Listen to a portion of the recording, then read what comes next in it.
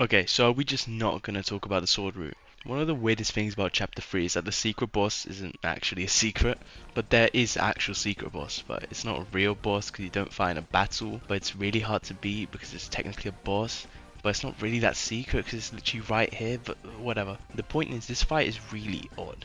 Let's go to the start. It starts in this room here. After you clear the first board with an S rank, you just go in here. I think everyone who came here for the first time got jump scared by the Spamton motif. But who cares about him, he's dead. So you go talk to this guy who's bartending. Well, it's not real bar because that would make Peggy have a fit, so it's just a stool or sales place or something. Anyway, his name is Ram, and from the way he talks you would assume he's British. However, I find this a horrible representation. Where's his tracksuit? Where's his zombie knife? What are we doing, Toby? What are we doing? He starts talking to you about how Tenor ruined the game, and this is the original cool game behind the doors. He's also always dropping these niche references, by the way. Like, he'll just casually mention Jevil, and this line where he says freedom's just a thing for big shots literally sounds like a meme. I remember I first saw this online and I thought it was a joke. This guy, I know you're up to something.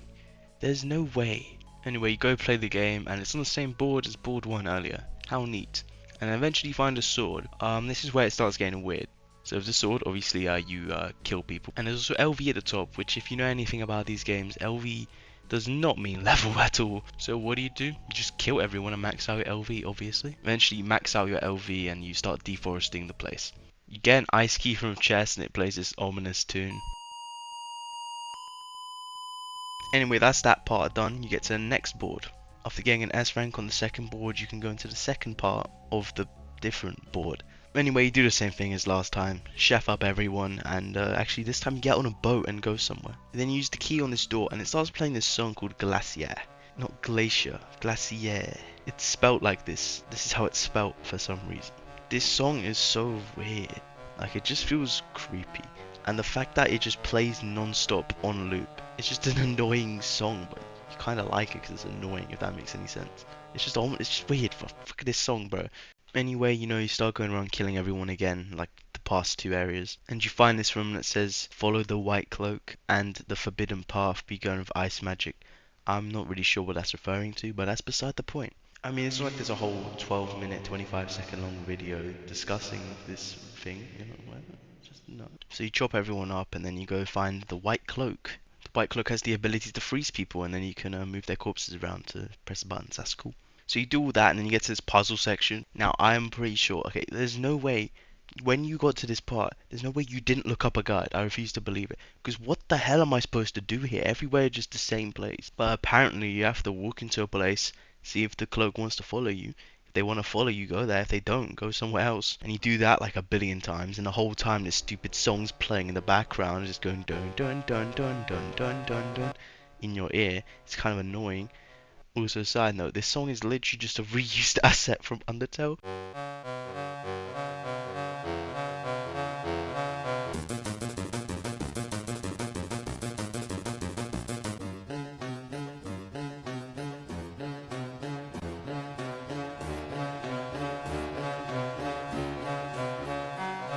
It's really funny how this guy made like 10 songs, he just copy paste them and they sound completely different each time. It's so weird. How does he do that? Ram again starts hinting at the fact that he's pretty knowledgeable. He starts talking about, it's kind of weird how a dog will just open your house, man. Actually, I don't know why I'm doing an American accent. I could probably just speak normally and it would sound whatever. Anyway, he says that. That basically means, hey, I literally know you made this. I know you made the fountain, big boy. And instead of using any of that knowledge for anything, he's just like, oh, just play some video games, old mate. Come on. What a guy.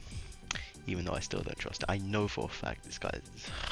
After looking up a walkthrough on YouTube, you solve the maze. Get to the door and it says, Ice Key was used up, she was used up, you were used up, everyone's getting used up, what the hell. And then that's the game over for now. So after like an hour or 2 later, you get to play the game again. Wow. This time things are really strange if they weren't already strange enough before. Things get weird now. Ram is now literally half turned to stone, which is pretty weird considering like the whole thing about turning to stone is like, you don't belong here. So if he doesn't belong here, then where does he belong? Actually, wait, isn't the whole thing that he's a British outlet in a world full of American outlets?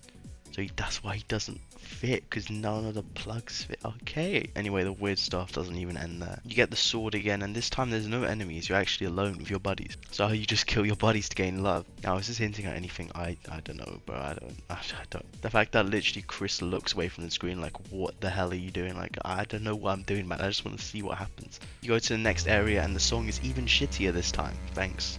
There's this one room that really speaks to me. It's got 7 flowers and then one big guy. After you kill the 7 flowers, the big guy comes out and charges at you. And then you obviously compromise him to a permanent end.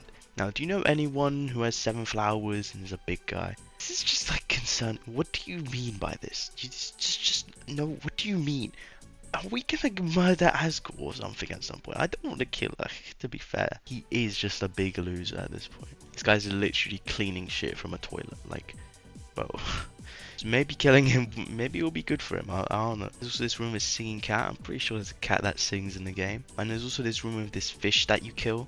And then when you kill the fish, all these like yellow lizard people just die. But this is just weird, okay? Because I'm pretty sure in the neutral route, if you do kill it Undyne, Alphys just ends it all. So there's also another room. Like, how do you think keep getting weirder and weirder? You have to like coordinate this thing that moves the opposite as you. Then you both step on the button. Then the control switches over to that thing. And then when you're playing as that thing, you walk over to Chris and Chris stabs it. What the hell does this even mean? I'm pretty sure in the game files this thing is called like Deer or Des or something. Second of all, when did Chris stab up Des, bro? What is going on? What does any of this mean? This has to mean something, bro. This is Mr. Fox, bro. Everything he does has some kind of meaning in the game at some point or later. This was this one room of the fences monsters and you just kill them all. Like, what are we, like... Are we like a school shooter now or something? What's going on? Later, you walk into Tenno, who's talking to himself about his old pal, Spammy Spammy. Remember the bastard who tried to like steal your soul in the second chapter, right? Yeah, remember him? Anyway, you are off Tenno with your sword, obviously, because that's what you do. And you go to this place that is literally in the real world, like the light world. This weird forest hallway that I know it's gonna be important later, right? This weird hallway. There's gonna be some stupid boss fight up here. Then eventually you get down to the bunker and Chris is literally like, bro, you're not going in there. And starts like controlling it upwards to make you not go in. Fortunately, Chris is a weak ass bitch, so they can't stop us from entering the bunker. When you enter, there's this weird dude who's talking to you. I don't know what his name is, probably like Bob.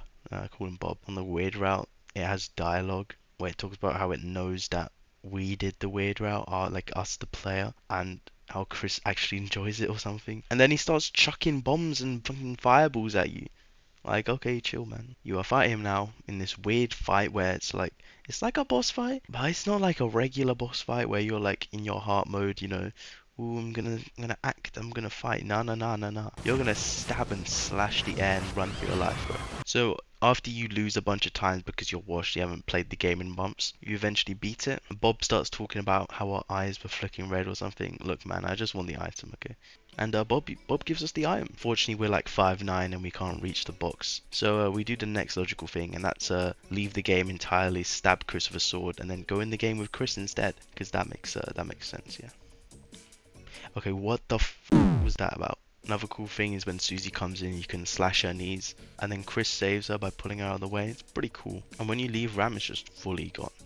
Like, he's gone. Like, he doesn't appear anywhere else. By the way, Ramulus, bro, this guy is something about. Like, he knows about, like, Jevil and Spampton and all these things. He knows about all of them, but he just like, oh, I can play video games, I'm cool. And he knows that the world is like freedom stuff. Like, what is wrong with this guy? This guy just glazes Chris non-stop. Like, you can be your own person. Go explore freedom or something, where the hell you want to do, Ramulus, bro. Or go back to like Luton or where the hellhole you came from, bro. There's no way they do all this building up for you just for you to like die and never get mentioned ever again. There's no way you don't come back, bro. So anyway, yeah, Shadow Mantle has been attained, and this is like a really important item for fighting the real chapter 3 secret boss, which is not secret at all because everyone has to fight him. So I'm just like so confused. Why is it even like this? Like, if you showed someone from 2021 this stuff, like, they would immediately just shit themselves and have heart palpitations and die. I still can't get over how freedom's just a thing for big shots. Like, that just sounds so made up. It's so dumb. It gives us Sans vibes too, because like Sans, you know, he just showed up randomly without saying anything